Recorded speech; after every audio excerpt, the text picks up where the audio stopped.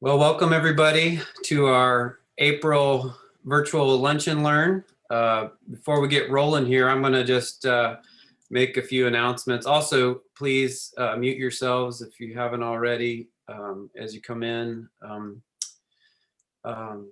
before I introduce our guest, I'm going to go ahead and give a couple of announcements here. So, we have our bowling for business, which will be at the Morrow Lanes. It should be a fun time. It's kind of set up as a tournament of bowling, but it doesn't need to. You don't need to be a professional bowler or even really know much about bowling to come and have a great time. We have, I think, 6 to 8 openings at the 5 o'clock slot. The 8 o'clock slot is been reserved for a few teams there, and we have, it's going to be fun. There's going to be a 50-50 drawing, raffle, door prizes, that kind of thing. So May 8th, 5 or 8 p.m. if you already got a team, and then should be fun for spectators as well. So come join us. If you have any donations, they're still looking for some door prizes and raffle options, that kind of thing. The May virtual Lunch and Learn is scheduled for May 18th, just like this, same time, noon. This one's going to be on owning your business identity online. So come and join that. Chris Conant at Century 21 is bringing that to us. We also have the Gunsmoke Sporting Clay Classic scheduled for June 11th, kind of presenting a couple things that are out there a ways yet. So that's June 11th. We'll look for more information as you have there. Pull the team together. Again, it's one of those events where even if you haven't shot a shotgun before, there'll be time to review that, learn the little bit of safety, and then get out and have a lot of fun. So I'm looking forward to presenting more information on that soon. And of course, our chamber golf event is scheduled for September 17th. They're looking for teams. Sign up by contacting the chamber there. So also, we are looking for business to business,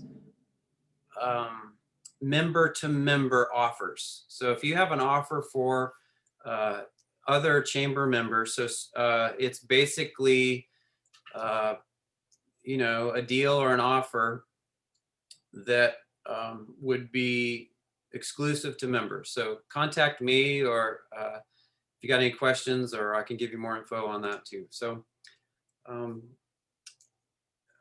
anyway, at this time, I'm happy to introduce our presenter. Daniel Bradshaw is the marketing manager at Pillar Credit Union. He works not only to spread word about Pillar, but credit unions as a whole, where he works to add humanity and personality into credit union marketing. I thought that was a good statement there, so I just read that right off there. So Daniel, we welcome, and we have good news about a new location. If you want to tell us a little about that before you start. Yeah, we're really excited. First, thank you for having me. I'm excited to talk about podcasts and the way that Pillar Credit Union has used them, and how these other businesses can too. But yeah, we're really excited about coming into Mount Gilead. It's something we've been looking at for several years, and if you've gone down the main strip there by the McDonald's and the Kroger, then sure enough, you've seen where the building is going up. They're making plenty of progress on that. The latest ones I've seen, the roof is on now, and they've got kind of the basic shell of the building there, and almost complete. So yeah, it's really fun, and we created a website specifically so people can follow along even if they're not driving by it. If they go to pillarprogress.com, every week we update with pictures of what it looks like at the time, and letting you know a little bit about what's going on. And as time gets closer to the branch opening this fall, then we'll also include some things so they can get to know us a little bit more too. Well, great. Well, Daniel, we look forward to what you have to share with us. I would ask if anybody has any questions, please hold them to the end, and we'll have an opportunity for some questions toward the end of the podcast. But Daniel, we look forward to your presentation. Please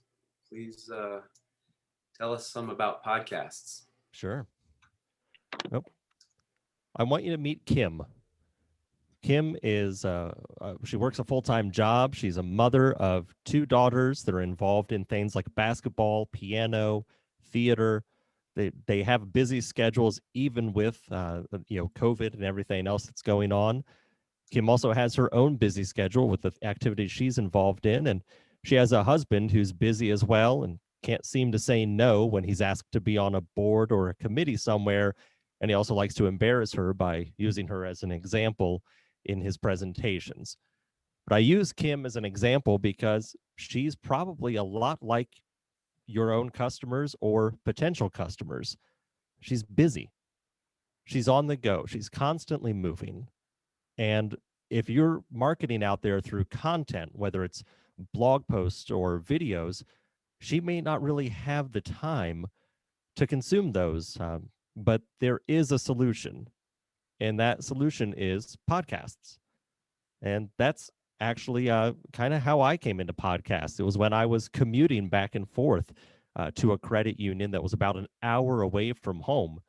And I did quite a bit of driving, as you can imagine, just to and from work. And I found out about podcasts and really enjoyed being able to be entertained or educated as I went on my commute, and kind of was able to take back that time for me a little bit.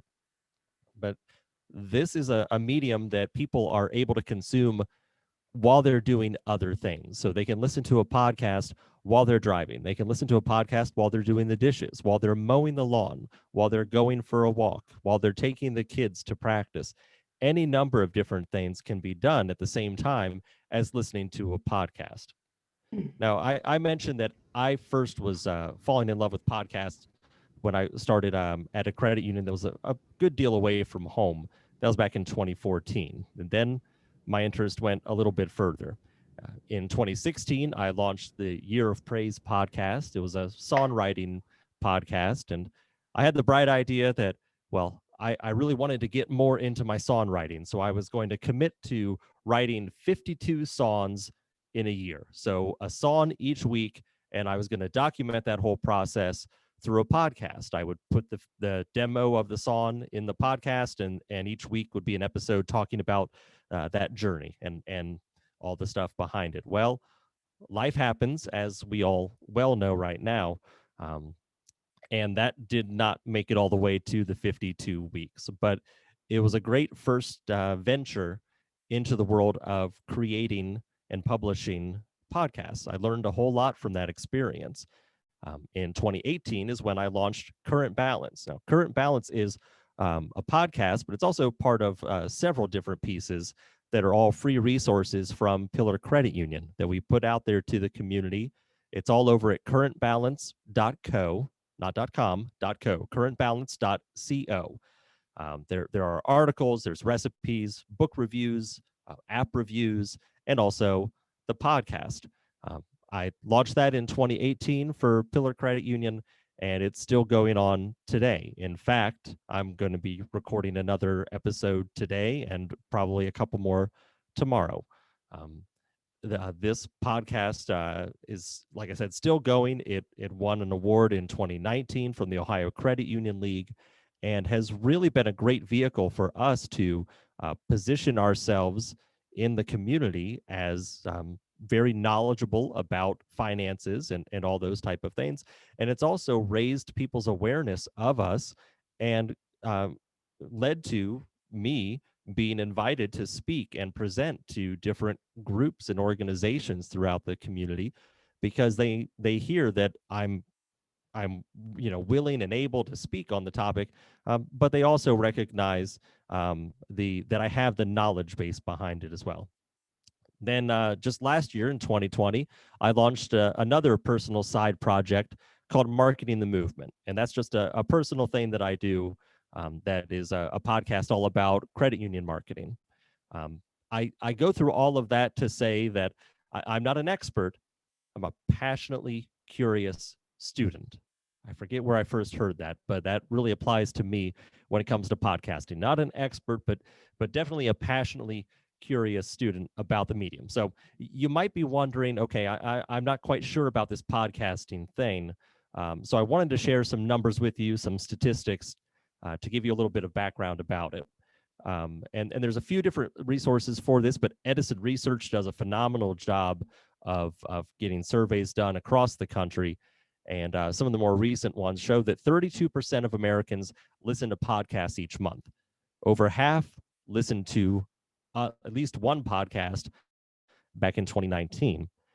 And the stat that really jumps out to me out of everything that they've put out there is that 93% of people who listen to podcasts listen to most of an episode, most or all of an episode. So they are staying engaged with the medium. They're listening almost all the way through, if not all the way through, which we know is not always the case when it comes to a blog post or something like that.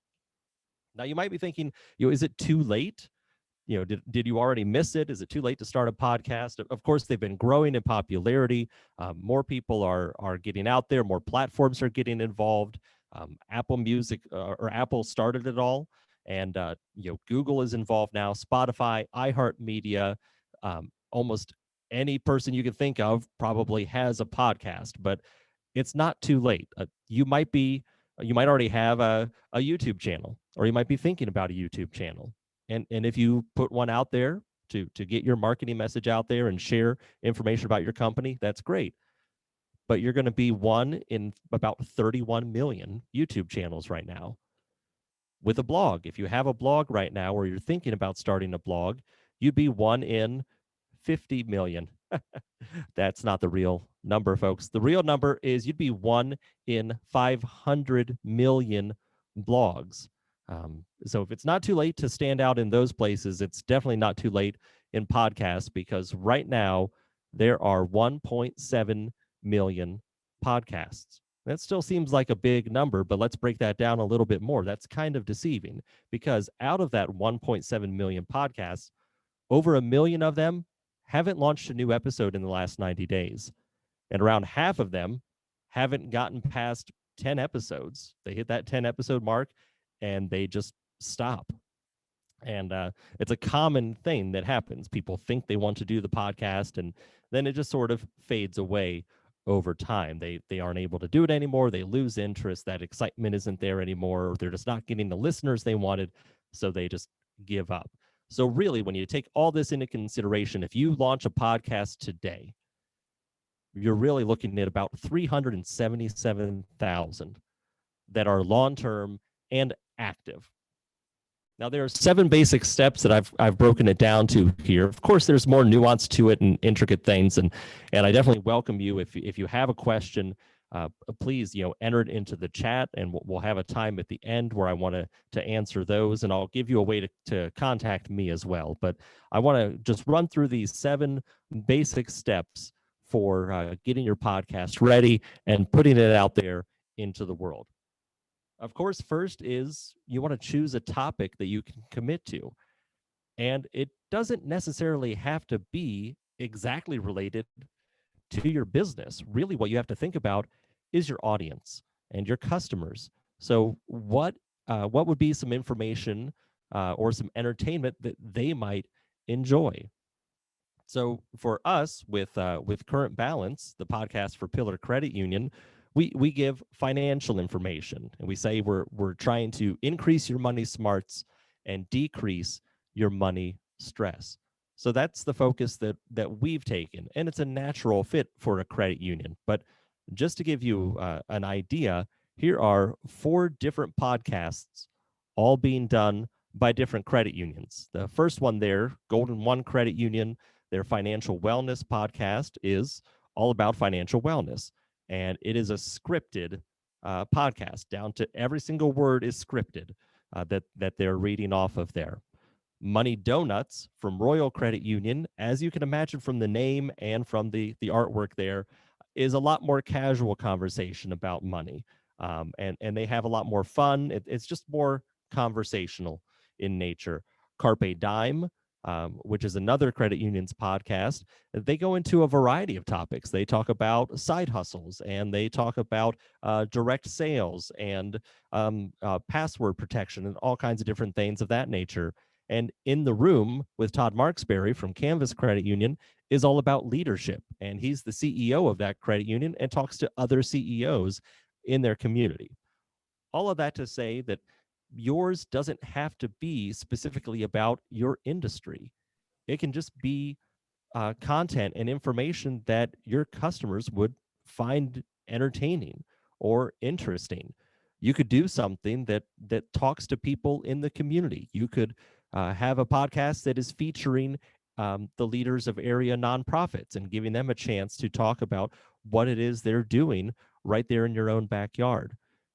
You could do any number of different things. I tell other credit unions even, it doesn't have to be the financial wellness piece. You could have something fun. You could do something that's geared toward children and teaching them about money.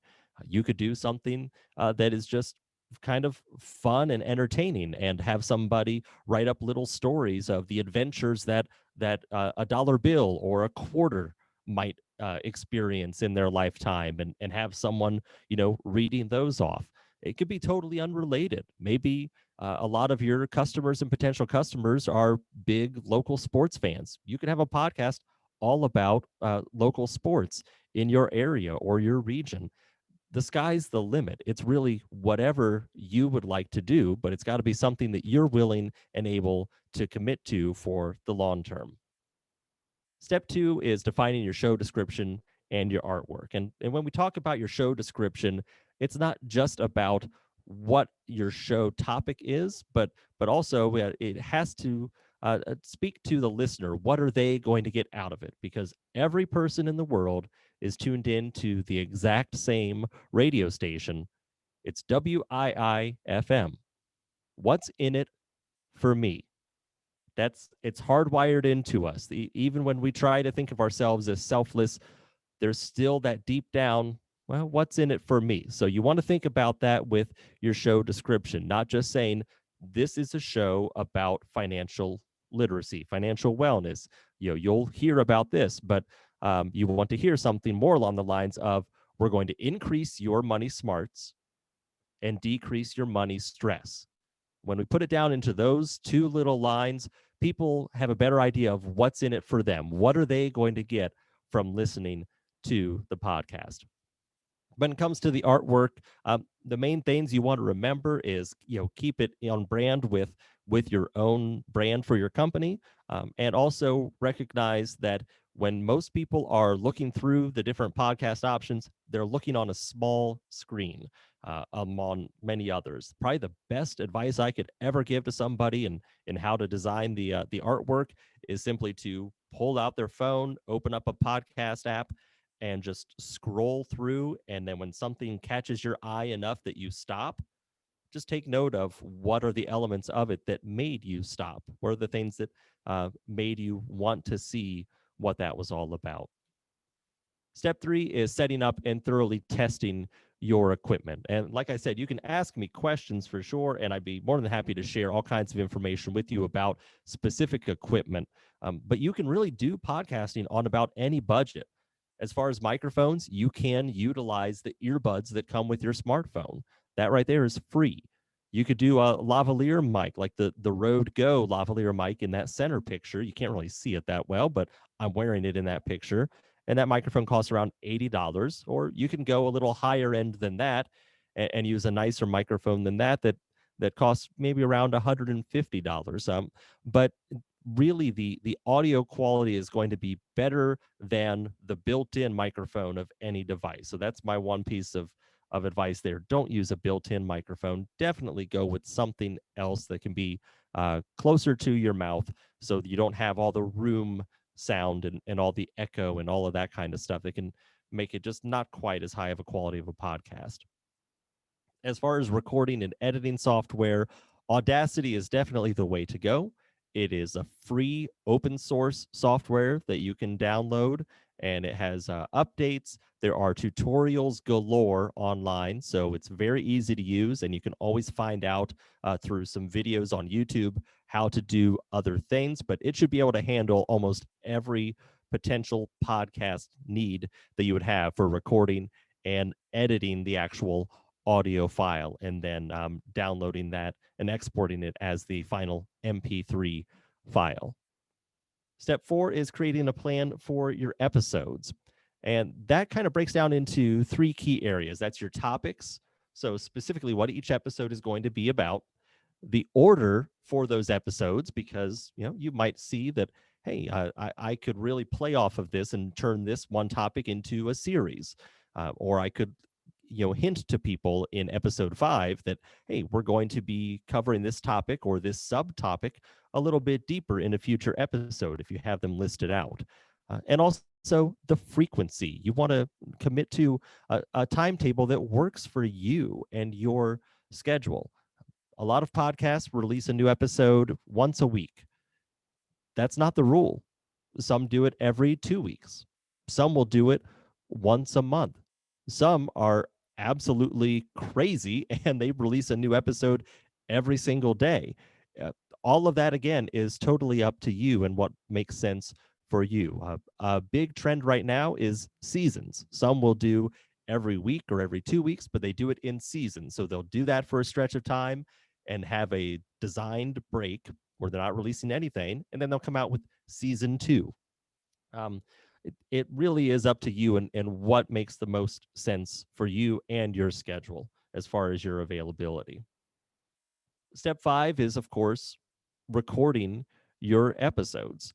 And the great thing about podcasting, one of the many great things, is that you can make edits because there's going to be mistakes.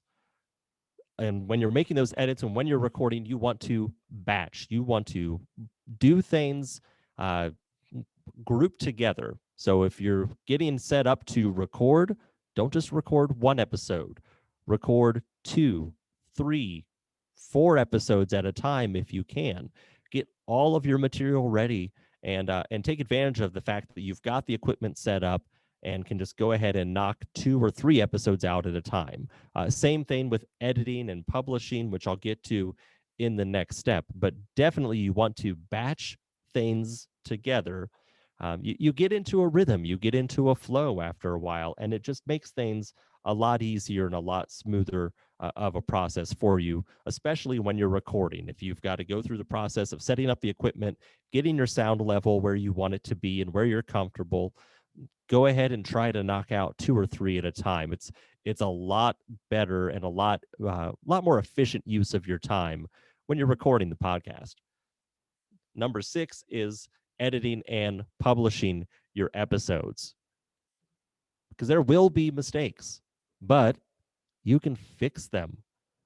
Something I will caution you on, though, and something I definitely learned from my very first podcast, is you don't want to over edit, because when you over edit, not only is it going to take you a whole lot longer in order to try to erase every and every hesitation or any time that you might have stumbled on one word a little bit. Obviously, big mistakes, sure, you edit those out, you try it again, but the little ones where you might give a little or you might stumble on saying a word correctly, that's okay. Leave them in there, because if you over edit, you come across very robotic. It just doesn't sound as human. And that's something that podcasting really allows for. Is it is a very intimate kind of medium where people, if they're wearing earbuds, you're literally in their heads as you're talking to them. So don't over edit when you're going through there. Now, to get it out there, you need to have a hosting platform. Again, happy to answer all the specific, nuanced kind of questions about those. I typically recommend Libsyn for those that are starting out. It's an inexpensive hosting platform. You just set up an account there and launch a show there. You upload files, and once you've submitted that to the different directories like Apple and Spotify and Google and iHeartMedia, every time you upload to your account, then you can schedule those new episodes to just go out to all those places automatically. So it's a very convenient and easy thing to do. And they have plans that start as low as $5 a month. So not an expensive proposition at all. Then step number 7 is launching your podcast to your audience. And with this, I will tell you, people are hungry for podcasts. They are hungry for content, and you want to feed that beast. You want to get a lot out there. So when you're launching, I recommend a 3-4-5 method.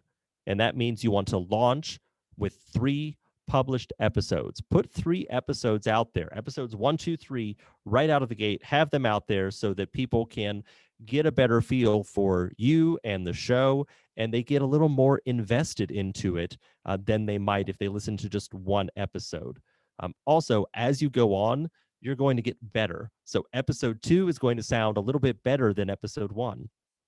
Episode 3 is going to sound even better than episode 2. So give them a chance to experience that progression. Even if it's subtle, you'll be more likely to draw people in. The 4 is to have 4 additional episodes edited and scheduled. So you've got episodes 1 through 3 that go out right away. Episodes 4, 5, 6, and 7 are scheduled and ready to go on whatever that regular cadence is for you. And then the 5 is having another 5 episodes recorded, just the raw recording, not edited and polished, just the raw recording. That way, you've proven to yourself that you can put in 12 episodes worth, and already, based on those earlier numbers we were looking at, with 12 episodes compared to 10, you'll be better off than quite a few of the podcasts that are out there. And you'll be much more likely to build up on that audience and sustain it for the long term. And it also gives you a lot of cushion because we know how much things can change day to day, and you're not always going to have the time that you want in order to record new episodes. One thing that I will tell you for an easy start, if this all sounds like a whole lot to handle, do quick tips. So do a podcast that is solely designed to be quick tips. So maybe something that's 2-3 minutes per episode, and that can be your whole premise. And just do 1 per week, and you can record 10, 20 of those episodes in the span of an hour or an hour and a half. Makes editing a lot easier, and it's not as much of a time consumption for you. Okay, I've thrown a lot at you, and I see that we are almost at 12:30 already, so I want to open it up. I don't know, Joel, if there are any questions in the chat. I'm not able to see it on my end, but if there are any questions on the chat, and even if not, if anyone out there, even if you're watching this later on the recording, if you have a question, please send me a message, send me an email to dbradshaw@pillarcu.com. I'd be more than happy to share with you any other resources or answer any questions that you might have about podcasting and getting yours started, and so that you can enjoy the success that we have with our own podcast of Current Balance over here at Pillar Credit Union. So, Joel, do we have any questions? Thanks, Daniel. I don't see any questions in the chat. Does anybody who's on here have a question for Daniel? If you do, unmute yourself and ask them a question.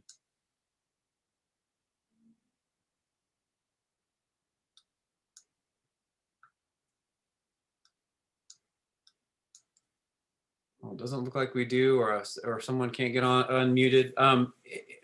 Daniel, I will definitely, we're going to post this recording and if Hey, Joel. we hear of anything. Yes, I guess. So, Frank Hickman here. Daniel, nicely done.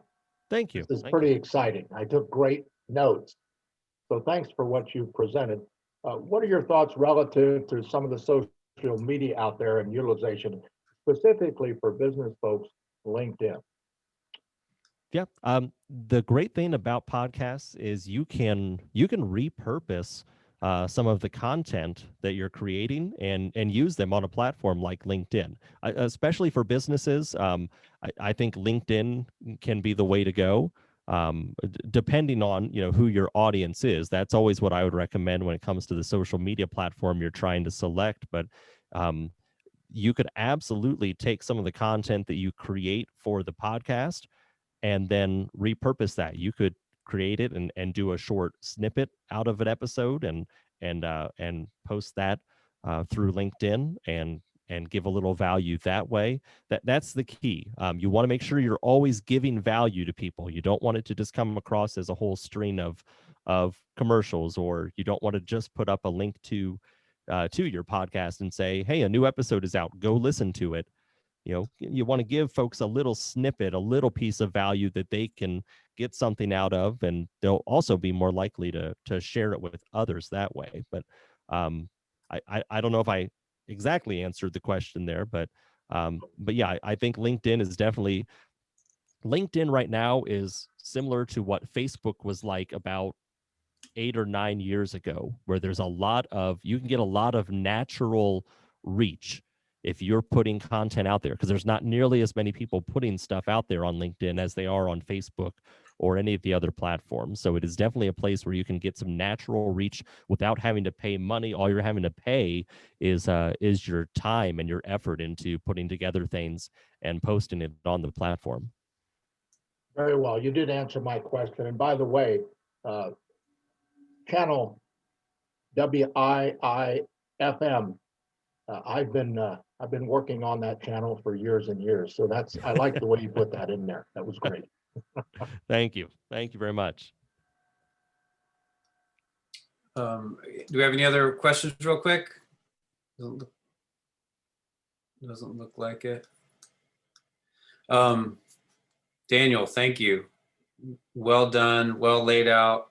I love how you boiled it down to those 7 steps, and I took notes myself, and I don't know, I may just have been inspired to start something like this, so thank you. Appreciate your time, and it's exciting. Absolutely. And like I say, anyone that has any other questions or wants to dig in a little bit deeper, I'm always happy to talk about podcasts. So definitely reach out to me. Excellent. Well, there you have it on the screen. Daniel Bradshaw at pillarcu.com. Daniel, this is Leanne, president of the Chamber. Thank you for joining us. We look forward to your new facility being open, and maybe once we are able to get back with our monthly lunches, we'll be able to have you as our guest and hopefully have you an active part of our Chamber of Commerce. So thank you. Absolutely. Thank you. We're excited to become even more involved in the community. So thank you for having me today, and looking forward to seeing everybody on a more regular basis and in person as well. Very good. Well, thank you. That concludes our April Lunch and Learn. Again, look forward to this same time slot, which is the 3rd Tuesday of the month at noon. And then again, the next one is on the importance of claiming your business online and using Google and that kind of thing. So come and join us for that as well. Look for more announcements on that to come. Thank you all. Have a great day.